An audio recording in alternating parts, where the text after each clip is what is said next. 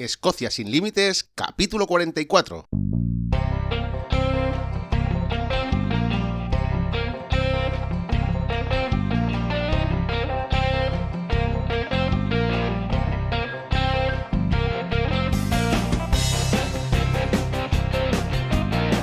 Hola, bienvenidos un viernes más a Escocia sin límites, el podcast para los amantes de Escocia, donde hablamos sobre historia, lugares de interés, rutas y muchísimas cosas más para todos aquellos interesados en conocer, en venir a Escocia y también para todos aquellos que ya vinieron pero están deseando volver, porque Escocia es así, Escocia te atrapa.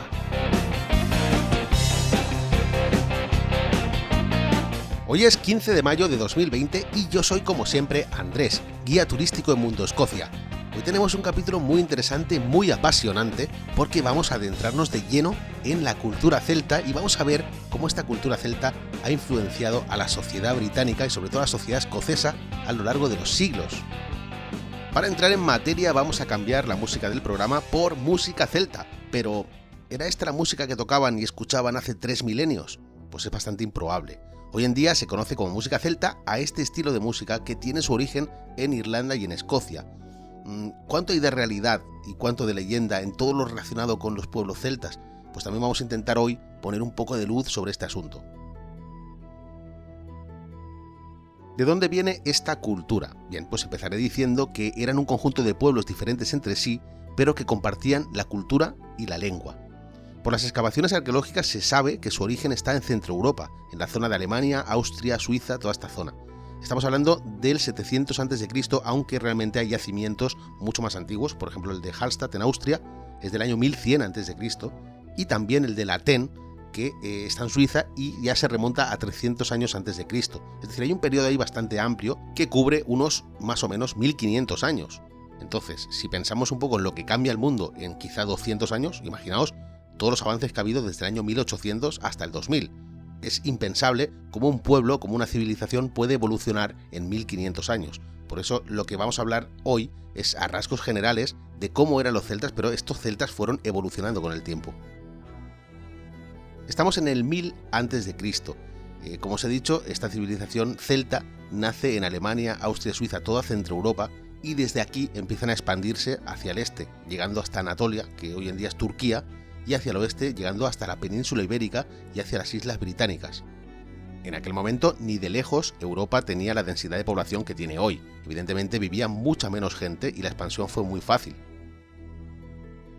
Gracias a la arqueología sabemos muchas cosas de estos pueblos celtas, sabemos cómo era su día a día, más o menos, sabemos que eran agricultores, pescadores, que también eran cazadores, que tenían una dieta variada, y sobre todo pues que tenían un gran gusto en el tema del arte. El arte celta siempre ha sido muy importante, pero mucho de lo que sabemos de estos pueblos proviene de las escrituras romanas, porque los romanos sí que tenían una escritura al contrario de los celtas eran analfabetos.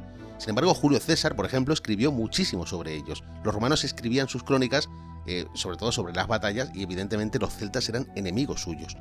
Para los romanos, los celtas eran bárbaros porque estaban muy alejados del estilo de vida del Imperio Romano, pero realmente no es que fuesen bárbaros, sino que tenían costumbres distintas.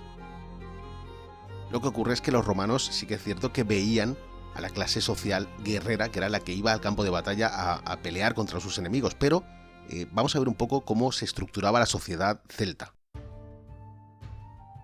Hay que recalcar que eran pueblos independientes. A diferencia de los griegos o los romanos, no tenían un sentimiento de unión, un sentimiento nacional, y es por ello que siempre nos referimos a los celtas como pueblos celtas y no como un imperio.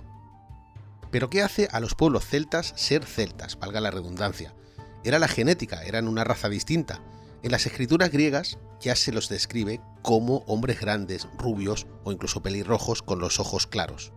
¿Puede ser que fueran celtas porque compartían un idioma común? Bueno, también se sabe que la lengua celta tiene su origen en el Neolítico. Al igual que la sociedad, el idioma también evoluciona según la zona geográfica.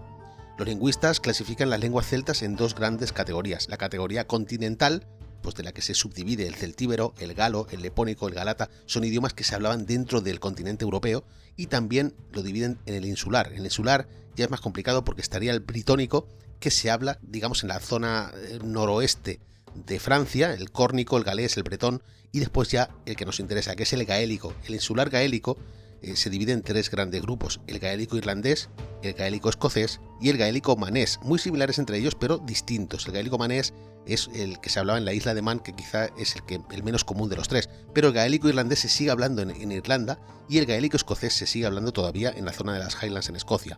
Por supuesto, también el galés se sigue hablando hoy en día en Gales y además es idioma cooficial junto con el inglés. También puede ser que fuesen celtas porque compartían esa religión pagana común a todos los pueblos. Al final es una mezcla de estas tres cosas. Yo creo que es una mezcla entre el idioma, la genética y quizá también pues, la religión. Al final ese conjunto de cosas hace que los celtas sean celtas. Eran sedentarios, se establecían en tribus o pueblos y cada tribu o pueblo tenía su propio rey o su propio jefe. Este jefe era la autoridad en ese asentamiento. Luego estaban los plebeyos de alto rango, entre los que se encontraban los herreros. Y los herreros eran muy importantes, porque estamos hablando de que estamos en plena edad de hierro y la habilidad para trabajar el metal es considerado como un don divino. No solo eran los encargados de forjar las espadas para los guerreros, también eran los encargados de hacer toda la artesanía celta que nos ha llegado hasta el día de hoy. También la fabricación incluso de los primeros clavos que servían para fabricar barcos más robustos. Por debajo de esta clase media alta, pues ya estarían, digamos, los agricultores, los proscritos, los esclavos, la sociedad, digamos, baja, la capa del estrato social más bajo en la sociedad tribal celta.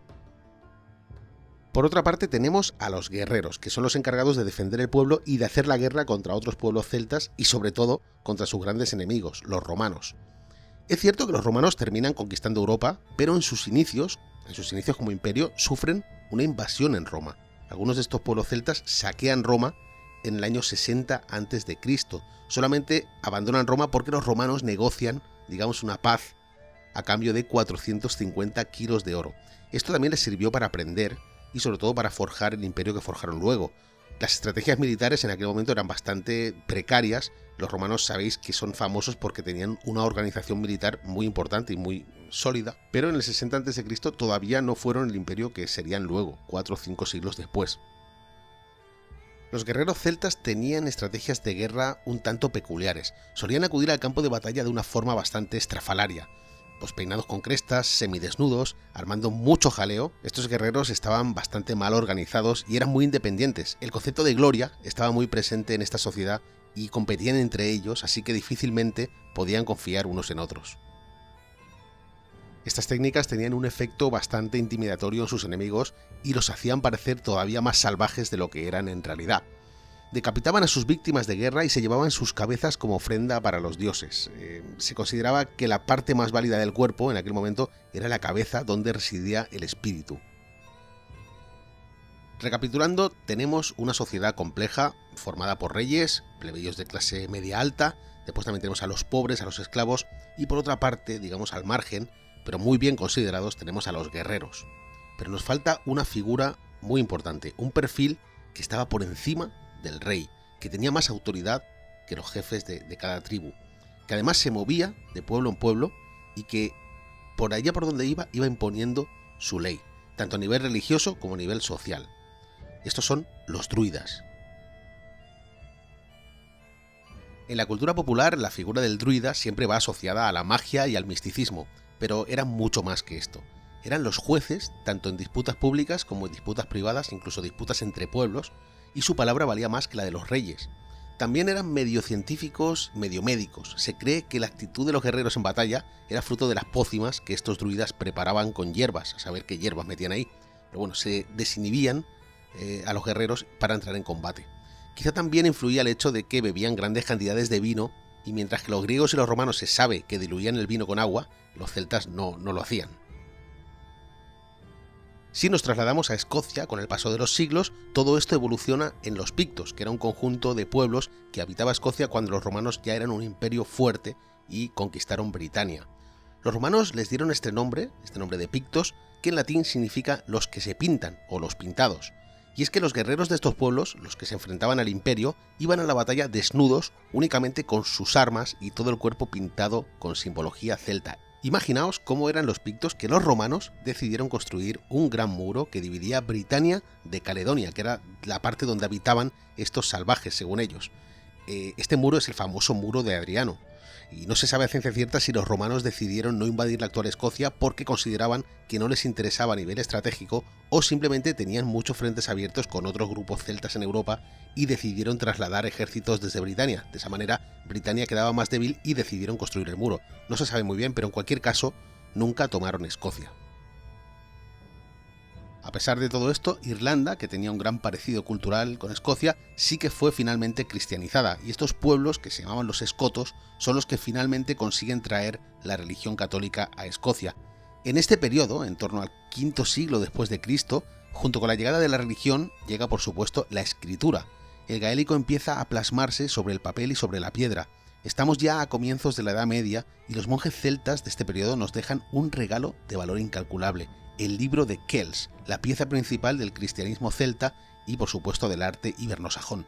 Se cree que el libro comienza a escribirse en el siglo V cuando San Columbano llega desde Irlanda hasta la isla de Iona, en Escocia. No se terminará hasta 3 siglos más tarde de la mano de los monjes escoceses e irlandeses que habitaban en Escocia y en Irlanda estos 3 siglos, del siglo V al siglo VIII. Los celtas en general vivían en casas hechas de madera con techos muy densos de paja. No eran grandes constructores. Estas viviendas eran muy prácticas en su momento, pero hoy en día pues son bastante difíciles de estudiar desde un punto de vista arqueológico. Quedan vestigios celtas en Escocia, quedan vestigios importantes. Quizá uno de los más importantes y populares sea el asentamiento de Musa Broch en las islas Shetland. Algunos arqueólogos creen que estos brochs eran granjas, otros sin embargo creen que eran fortificaciones. La cuestión es que cuando los ves, en este caso concretamente en las islas Shetland, hablamos de una torre circular de 13 metros de altura, construida con piedra sin mortero, es decir, piedra sobre piedra, y todavía se conserva ahí, y la verdad es que es estremecedor estar delante de esta construcción y saber que tiene más de 2000 años. En fin, hoy en día muchos escoceses e irlandeses se siguen considerando celtas modernos, y si os fijáis, muchas de las cosas que os he comentado en el capítulo de hoy hacen que entendamos muchas facetas de la sociedad escocesa en la Edad Media y en la Edad Moderna, desde la estructura de los clanes, con un jefe de clan bien marcado, y después diferentes estratos sociales, hasta, por ejemplo, la forma que tenían de hacer la guerra en el periodo de las guerras jacobitas, la famosa carga Highlander, la manera de hacer la guerra. En los pueblos celtas se da el comienzo a una sociedad que hoy en día sigue orgullosa de sus propios orígenes, de sus raíces. Los celtas nunca se extinguieron, simplemente evolucionaron. Y con esto terminamos el capítulo de hoy. Espero que os haya gustado y, bueno, sabéis que la cultura celta sigue estando muy presente en las sociedades de hoy en día de Irlanda, de Escocia, incluso cuando vas a una joyería, mucho de la simbología celta sigue estando muy presente en los colgantes, en los pendientes, en los anillos. Es algo muy típico aquí y es por eso, porque al final ellos son fieles a sus raíces. Espero que os haya gustado el programa. Sabéis que si queréis visitar Escocia, pues tenéis toda la información disponible en www.mundoescocia.com. Si queréis hacer alguna pregunta, pues también tenéis la página web del programa, escociasinlimites.com. Y dicho todo esto, os agradezco una vez más que estéis ahí capítulo tras capítulo, que paséis un buen viernes y un buen fin de semana.